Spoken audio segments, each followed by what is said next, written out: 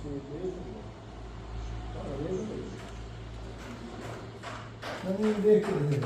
नहीं आया। ये सारा इंदा आ गए।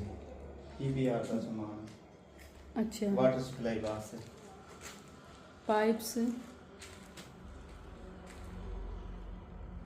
Board box. ये बिजली का सामान है।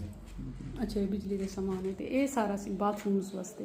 हाँ ये सेवरेज के पानी आ वाटर सप्लाई है, मेन वाटर सप्लाई भी है ते वाशरूम में दिक्कत कनेक्शन ये सिर्फ सप्लाई है, सेवरेज क्या नहीं। जी। सीवरेज का सामान जेले वेले प्लस्तर कार गिनसन ना, फर्श भी मिट्टियां पावने आवसन बह गिनसन वाला सामान सीवरेज पार्ट।